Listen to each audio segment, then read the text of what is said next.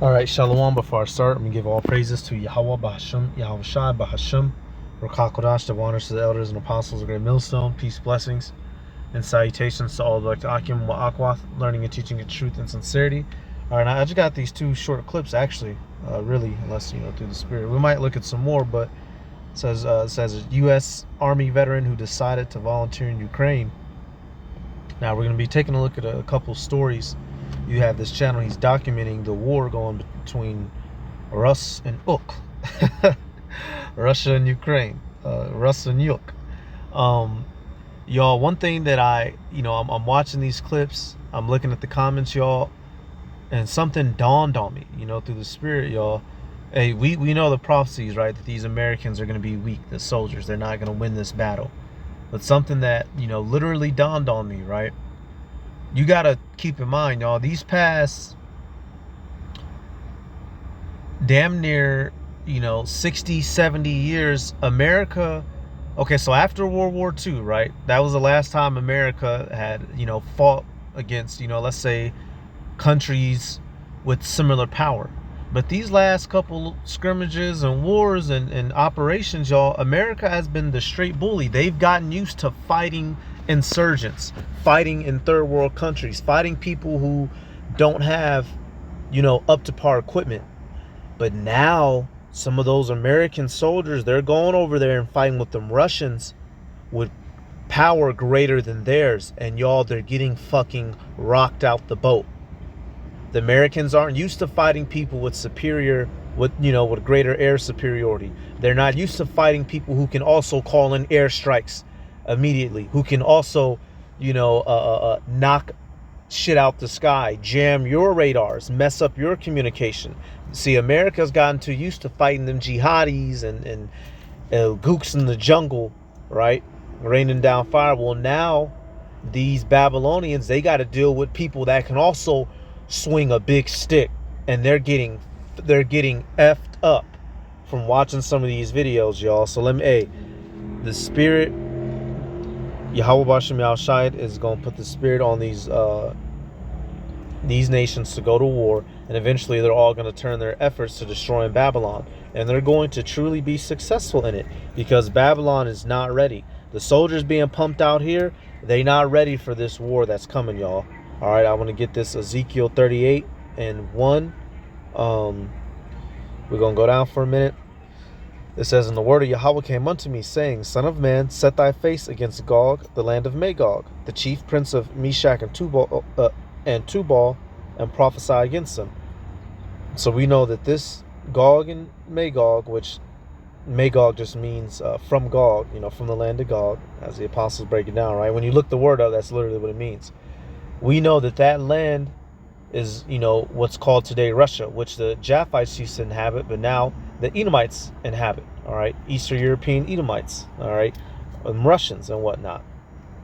It says, "And say, thus saith the Lord power, behold, I am against thee, O Gog, the chief prince of Meshach and Tubal, and I will turn thee back and put hooks into thy jaws, and I will bring thee forth, and all thine army, horses and horsemen, all of them clothed with all sorts of armor, even a great company with shields, with bucklers and shields, all of them handling swords."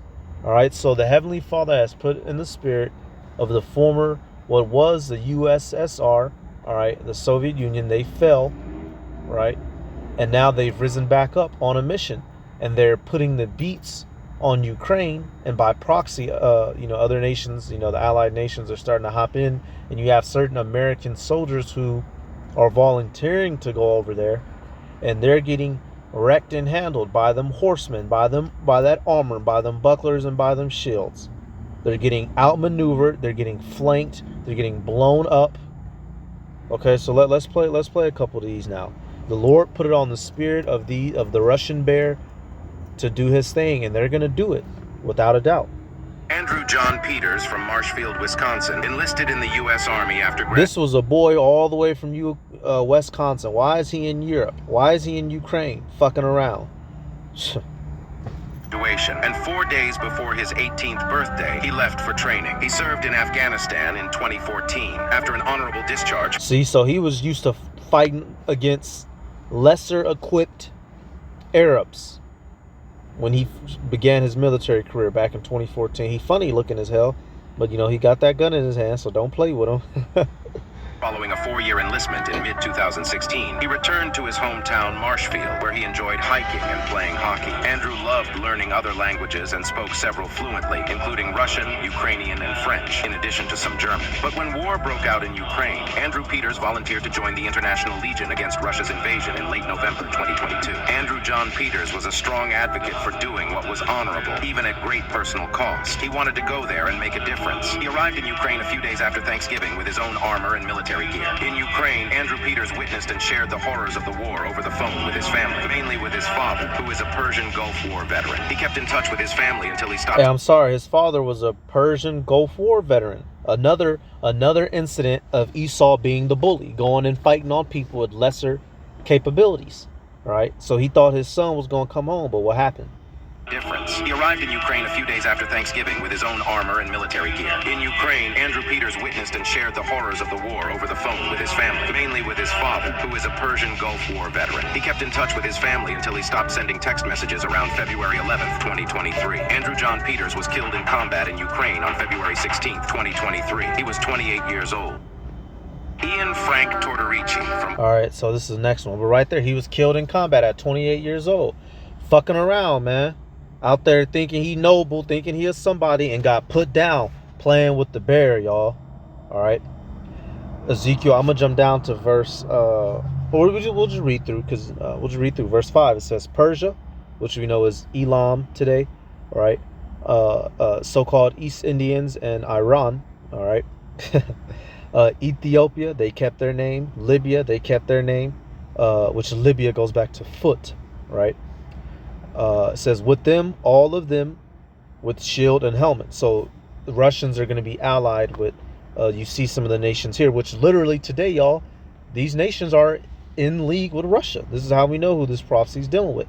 It says, Gomer and all his bands, the house of Togarmah of the north quarters and all his bands, and many people with thee. All right, knows that represents the land of Turkey today, the areas, Gomer and Togarmah. Says, verse 7, be thou prepared and prepare for thyself, thou and all thy company that are assembled unto thee, and be thou a guard unto them. Okay, and that's what I wanted to get.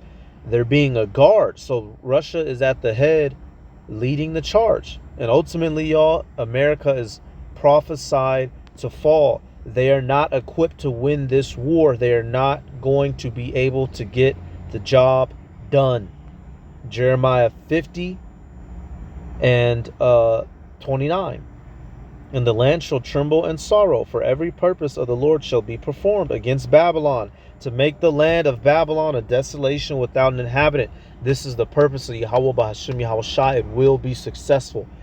Esau, the American Edomites, will lose what's coming. They're going to be over in the east, getting stretched thin, whopped out. They're going to be, you could imagine they're going to have soldiers, you know, in different parts of Europe getting clapped out. And then here in America, when this place finally gets fucking invaded, getting clapped out until the missiles drop. All right, verse 30. You know, amidst the civil war and martial law, and, you know, the elites, NWO soldiers out here, man, it's going to be a shit show, y'all. All right, Jeremiah 51 and 30. The mighty men of Babylon have forborne to fight. They have remained in their holds. Their might had failed. They became as women. They have burned her dwelling places. Her bars are broken. All right. They're not going to be able to win this war, y'all. Esau has become too used to being the big bully nation. Now the nations are able to give him back a taste of his medicine. I'm going to come and get that. All right. He's gotten too used to fighting on people not well equipped. Now he has to deal with technology, with cutting edge technology. And that just goes to show you, man, they just a bunch of hoes, man. They just got the technology. But when you strip them of it, or you give it to somebody else and put them on equal playing field, they don't cut it. They don't cut it. Ian Frank Tortorici from Orange County, California, developed an interest in the military at age 14. As a teenager, he considered joining the Navy Reserve as a way to pay for college. Growing up with the surname Frank, he served in the Marine Corps under that name, but adopted Tortorici, his great-grandfather's name, as an adult. After graduating from Seattle Pacific University, he tried his hand at teaching and technology, but decided to become a National Park Service police officer and later an Immigration and Customs Enforcement officer. So you see, he was just all lost. He's just going left and right in his life. But the Lord was guiding him. The Lord was guiding him to where he needed to be. all this time. In his free time, he traveled through Eastern Europe, where he met and fell in love with a Ukrainian woman who became his girlfriend. When the war began, Frank Tortorici's girlfriend encouraged him to provide humanitarian aid, but he quit. She said, come help. And then look what happened. His job, went to Ukraine, and joined the International Legion against his medical doctor girlfriend's wishes, with plans to marry her when the war ended. Frank Tortorici fought on the front lines against Russian troops and provided medical assistance to soldiers and civilians. However, on June 27, 2023, Russian missiles struck downtown Kramatorsk while Frank Tortorici was dining in a pizzeria during his time off. He was 32 years old and was... Them boys was eating pizza, y'all. Them boys was eating pizza, and the Russians came and dropped. Man, what? Dropped a missile on them. All right. Oh, right here. Perfect. Yep. Hey, this is a perfect comment. Right here. Says, rest in peace to a fellow Marine. To all those who want to fight this war. Russians have artillery, air power, and armor. We've never fought anyone with that in modern times without completely destroying those assets first. So right there. And you're not going to be able to. Y'all. You got a motherfucker, so I guess this guy was a Marine. He said a fellow Marine. He's admitting it. Man, we ain't fought with y'all. We ain't fought nobody like this, y'all. Y'all running over there to fight, man. We, right? They not gonna win this. Let me see.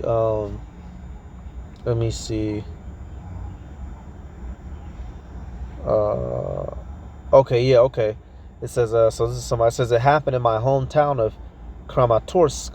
I no longer live there, so this guy's Ukrainian. When I heard a story about hotel being hit, you got to speak in an accent. Hotel being hit and civilians killed, I asked my friends from there as to what happened. Apparently, some International Legion soldiers were having a party, about 30 people. Someone tipped off Russian military about it, and within a few hours, they got hit with missile. Emergency work carried out about 20 to 30 body bags from there. Some civilians did get killed too, unfortunately, in that attack, but it was because the location was in city center next to a shopping area. All right, so right here we see this guy. He's giving us a scoop. Somebody tipped him off. Hey, you got these fucking Americans here eating fucking pizza. And then Russians, they said, oh, I forget the fucking Russian word for affirmative. Fuck me. Oh man, I forget the word. I know a couple Russian words. Damn, I forget the word for like yes. It's like cognac or some shit. And they wouldn't bomb them boys out. Wouldn't bomb them boys out while America's them boys trying to play soldier. They not playing with none of y'all. They fighting for their life and they rights. As far as they see it, let me see what else we got. Man, these boys over there getting murked. Mykola Rachok was a Ukrainian. Okay, so he's Ukrainian. Let me see if we got another American. Okay, here we go. Nicholas Dwayne Mamer participated in ROTC during his freshman and senior years at Bora High School, graduating in 1996. After high school, Nick served in the U.S. Army and retired in 2018 after 20 years of service, part of which he spent in the elite special forces, known as the Green Berets. As a civilian, Nick initially worked in the IT sector, but in 2022, he moved to Spain to teach English. When the war in Ukraine began, he felt compelled to help the Ukrainians defend democracy in their country. Defending democracy, defending one of the standpoints, some of the philosophies of the beast, right? Democracy. That's one of the main philosophies of the fucking whore. Some fucking democracy. And when you wouldn't die for democracy, didn't you? Let's find out. And moved to Kyiv. In Ukraine, he trained civilian volunteers, mainly on the most effective ways to evacuate civilians. On May 14, 2023, Nick Mamer was in the midst of fierce combat against mercenaries from the Wagner Group in the city of Bakhmut. He was behind enemy lines and attempting to retreat when he was killed by an artillery shell fired by Russian mercenaries that hit the building where he was positioned. He was 45 years old. Blew that boy to bit. That boy was 45, man. Your fighting days is done. You in there running, man. This young gun. Them boys 20, 21, 22, running miles, heavy gear. You 40, he was, you know, hey, Man, y'all, when this, hey, man, this is gonna be amazing to watch this arena play out. And Esau's gonna fail miserably. All right, he's been used to being the bully. Now it's time for him to be the fucking nail. He's been the hammer. Now he's the nail. All right, Isaiah. Let me get. Okay, yeah, I'll start at verse 9. Isaiah 14:9. Hell from beneath is moved for thee, to meet thee at thy coming. It stirreth up the dead for thee. So the destruction is destined to come to Esau now. All right, it stirreth up the dead for thee, even all the chief ones of the earth. All right, and the dead, the heathen nations. All right, they're without the Holy Spirit, so they're the one. Hey, they're being stirred up to bring this man his hell, his what, his grave, his destruction. It says, it hath raised up from their thrones all the kings of the nations. Self-explanatory. All they shall speak and say unto thee, art thou also become weak as we? Art thou become like unto us? All right. So that's what we're seeing now, y'all. These nations, they can take this man on now. He is not equipped. These boys ain't what they thought they was no more. All right. These boys is going over there getting knocked off. So how much more when it's full-fledged, y'all? They're gonna get tore up, man. In the heat of battle, heroes rise above the chaos to protect their fellow soldiers. Corporal Dunham's squadron was on a reconnaissance mission in Karabila, Iraq, when they heard gunfire in the distance. Risked his own life to save his fellow United States Naval Service. His family... Okay, that's an unrelated war. Let me see. Olga Simonova was born in the Russian... That's not an American. Russell Bentley was raised in Texas, in a wealthy family that was religious and conservative. Bentley served in the Army and ran for the U.S. Senate, advocating for the legalization of cannabis. Failing to get elected, he decided to become a drug trafficker and was arrested for drug trafficking. A self-declared communist, he joined Russian forces to fight in the eastern region of Donbass, Ukraine, in 2014. Since leaving Texas in 2014, Russell Bentley did everything he could to adopt the Russian way of life. He married a Russian woman, converted to the Orthodox faith, obtained Russian citizenship, and bought a house in the Donetsk region. Russell Bentley joined the Vostok Battalion, one of the main pro-Russia units in Donbass. But he would only fight for 6 months in this unit before becoming known as Texas and the Donbass Cowboy, nicknames he used on social media and in his appearances on the Russian news channel Sputnik. On April 8, 2024, Russell Bentley was detained by Russian troops in Donetsk. 11 days after his disappearance, Bentley was found dead amid allegations that he was captured by Russian soldiers who mistook him for a North American or NATO spy. He was Hey, so you got, you got dudes going over there defecting and still getting whacked out. They don't give a damn, y'all. This is amazing. The black boy tried to go defect and they defunct him. Hey, that's about it, y'all. But this is something, it came to mind. Y'all, the American Edomites, they're not ready for this war, y'all. They're not fucking ready for this war at all. And the Lord set it up through the Spirit that way, through decades of degradation of the society. They're not ready. All right. So with that, I'm going to give all praises to Yahweh, Bahasham, Yahweh Shai, Bahasham, Rakakurash, of honors to the elders and apostles of Red Millstone, peace, blessings, and salutations to all like the Akim, Wa'akwath, learning and teaching in truth and sincerity. Shalom.